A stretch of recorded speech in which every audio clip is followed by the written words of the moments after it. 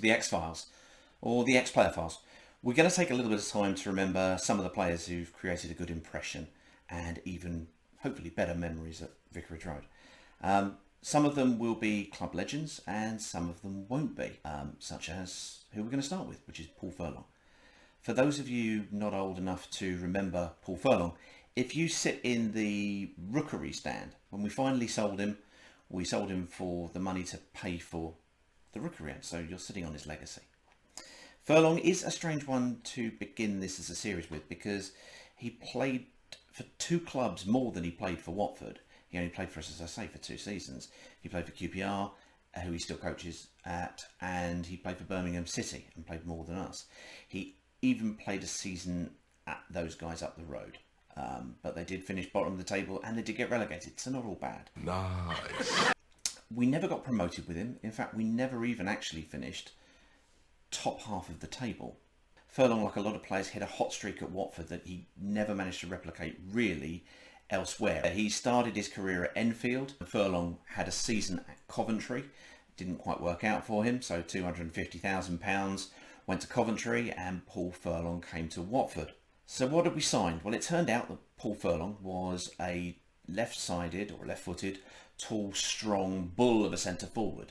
But that doesn't really do him justice. He was left-footed, but his right foot was strong. He could lead the line, he could hold up the ball, he could provide assists. He would score all types of goals, everything from strikes outside the box to going around the keeper and finishing with aplomb to, those little 6-yard goals, headers and little tap-ins, because he was strong, he had a good positional sense. Thought he was the real thing.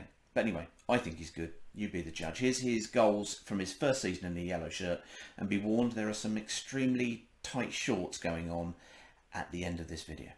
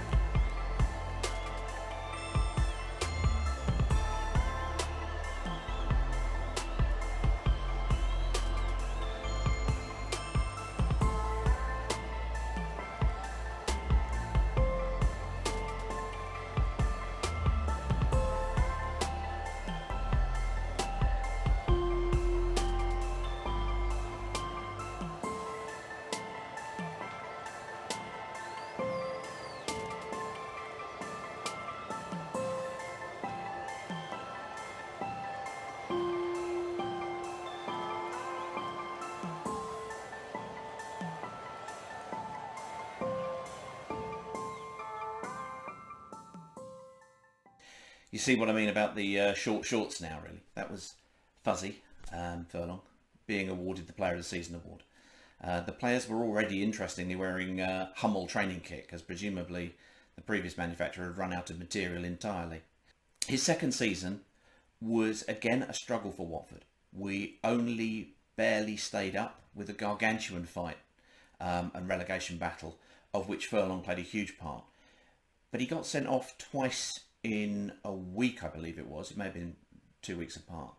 One at Birmingham, which I was at, which was never a sending off, and Paul Pesci-Solido should be ashamed of himself to this day. But it meant that Furlong missed 6 games, and that had a big impact on the season, and we really struggled to survive. But survive we did, with some of these goals. Have a look at his second season.